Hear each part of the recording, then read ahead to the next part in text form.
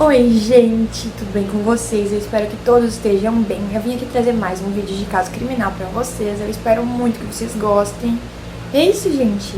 O caso de hoje, ele é um caso que ele não tem solução. Então eu peço que vocês usem os comentários aqui pra colocar as possíveis teorias em que vocês acreditam que foi o que aconteceu com a garota.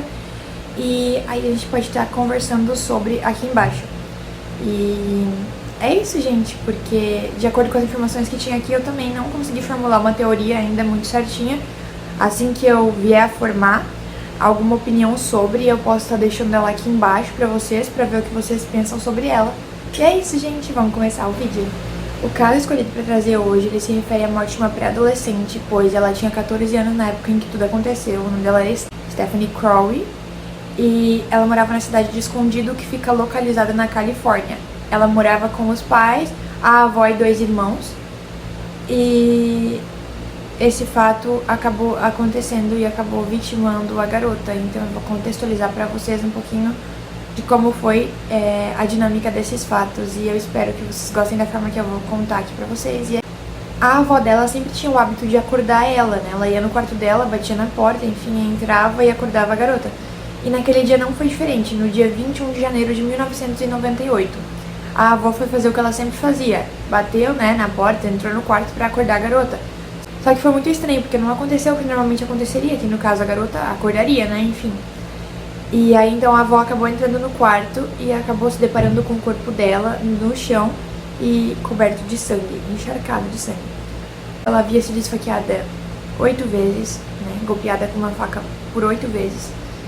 E a janela do quarto dela estava destrancada.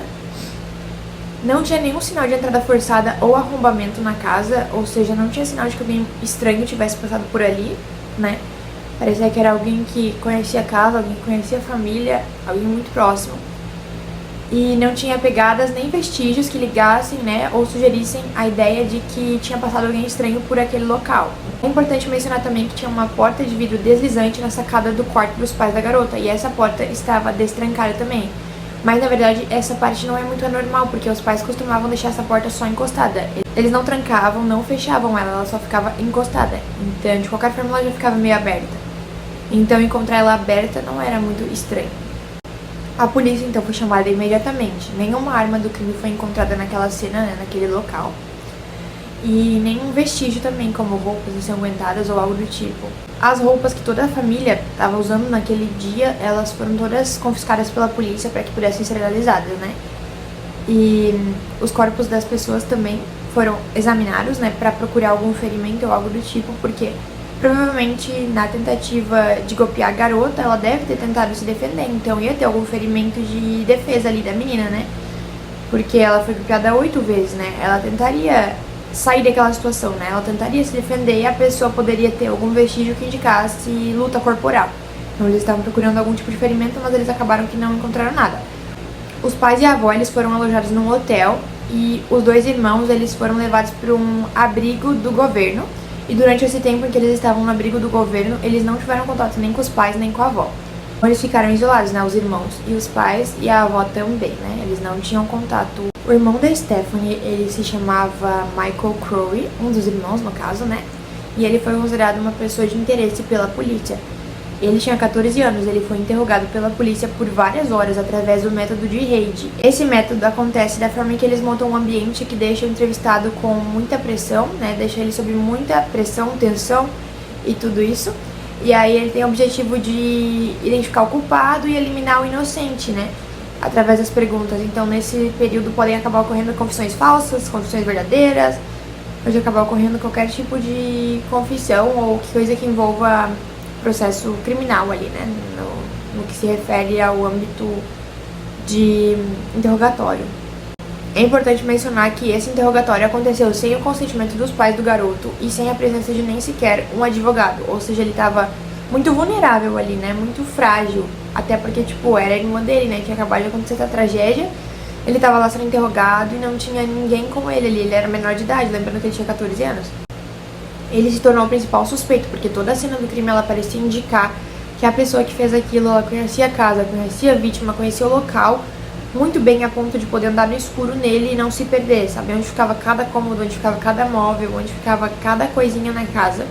Porque era alguém que tinha um contato próximo com a família, ou alguém que tinha um contato muito próximo com a casa em si.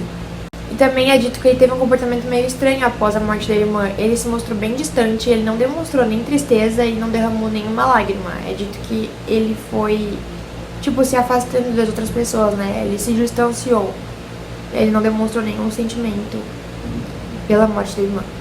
O interrogatório que a polícia fez, ele pode não ter seguido a melhor linha de investigação, porque os policiais chegaram até a mentir pro Michael, dizendo que eles tinham prova de DNA, de que ele era o culpado e que ele não tinha passado num teste da verdade que eles tinham feito e que os pais dele acreditavam que ele havia matado mesmo a irmã dele.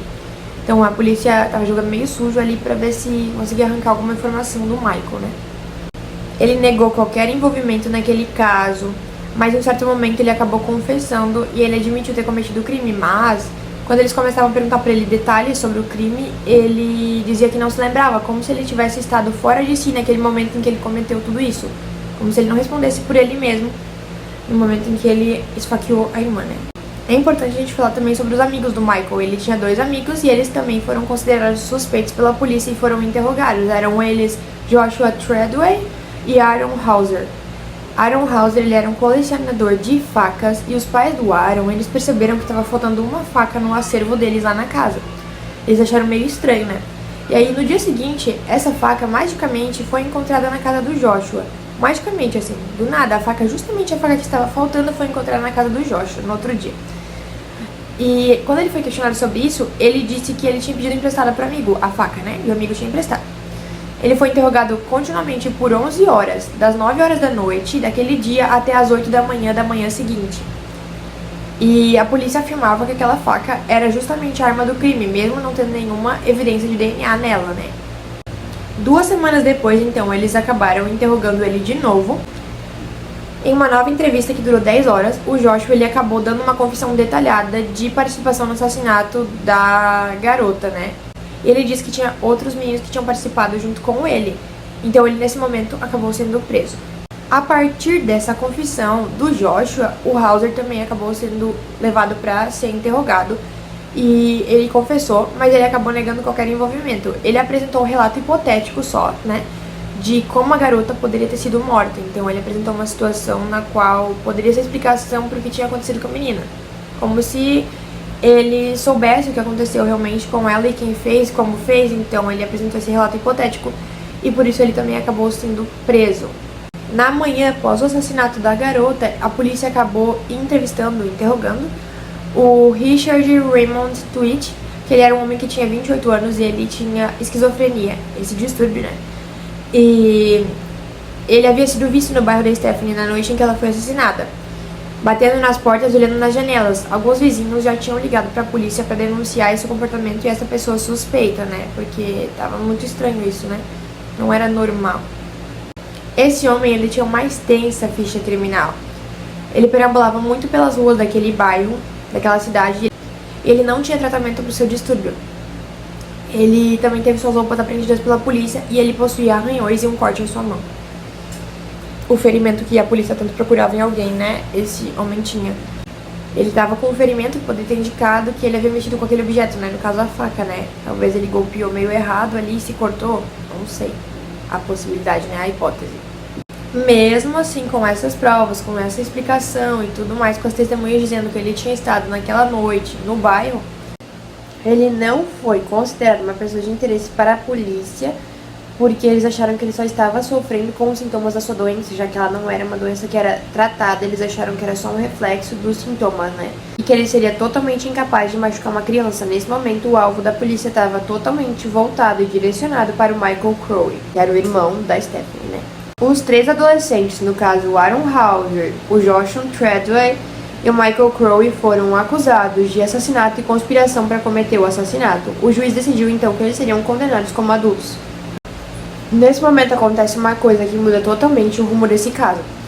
Alguns testes de DNA encontraram gotas de sangue de Stephanie em uma camisa do Richard, mas a defesa dele alegou que havia sido uma contaminação por conta do trabalho policial descuidado, né? Então isso acabou mudando totalmente o rumo desse caso. No primeiro dia de julgamento, o Richard então acabou saindo do tribunal, né, saindo da sala do tribunal pra almoçar. Nesse momento então ele conseguiu se soltar das algemas e ele deixou o local embarcando em um ônibus. Ele foi capturado, né, horas depois. No julgamento, a promotoria vinculou o Richard ao assassinato da garota, apresentando evidências circunstanciais e físicas. O tribunal acabou então condenando o Richard a 13 anos de prisão. Ele posteriormente teve mais 4 anos adicionados à sua pena devido à sua tentativa de fuga. A família dos 3 adolescentes que haviam sido acusados ali, ela acabou processando a cidade, né, de escondido, que era da Califórnia, né? E os Crowe chegaram a um acordo de 7,25 milhões no ano de 2011. Em 2012, o juiz do Tribunal Superior, Kenneth, ele tomou a decisão de que Michael Crowe, Treadway e Hauser eram inocentes das acusações, o que fez com que o processo criminal ele fosse arquivado permanentemente. O Richard acabou recorrendo várias vezes à sua sentença, mas isso não teve muita valia. Ele alegou falha na investigação, violação de direitos fundamentais e problemas com evidências de DNA. Ele foi concedido o direito de um novo julgamento que começou dia 24 de outubro de 2013. Nas alegações finais, o advogado dele acabou dizendo aos jurados que o Richard nunca esteve dentro daquela casa e que ele não teria tido capacidade de encontrar o quarto da garota se ele estivesse no escuro, né, por conta das condições em que ele se encontrava. Além disso, os investigadores eles não encontraram impressões digitais ou DNA na residência, né, do Richard ali. Não tinha nada que comprovasse que ele esteve naquele ambiente. Ele ainda disse que a garota havia sido pressionada sobre o edredom para mantê-la em silêncio enquanto a outra pessoa a golpeava com a faca. Então, estavam alegando a participação de uma outra pessoa, né? Que uma pessoa sozinha não daria conta de fazer aquilo, né? Teria que ter tido 2 ou mais. Alguns especialistas testemunharam que as manchas de sangue na camisa dele, elas não estavam lá quando elas foram analisadas originalmente, ou seja, foi realmente uma contaminação, né? Que aconteceu e acabou sujando de sangue a camiseta, né? E acabou gerando uma prova que não era verdadeira, uma prova falsa, né? A promotoria disse no argumento final que o Richard ele estava ali pela área da casa dos Crowe na noite em que a Stephanie foi assassinada. E ele estava batendo nas portas e nas janelas. Ele acabou entrando na residência, já que ele estava procurando uma mulher chamada Tracy, porque eles haviam acabado de terminar um relacionamento. Ele estava muito zangado, ele estava atrás dessa mulher.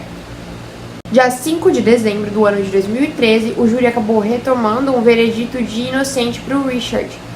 Um jurado disse que não tinha evidência suficiente, né, de que ele tivesse estado na residência dos Crowe naquela noite, e que os jurados eles estavam preocupados porque o sangue da vítima pode ter entrado por conta de uma contaminação no trabalho policial, né, e não porque ele esteve naquele local na noite em que a Stephanie foi assassinada.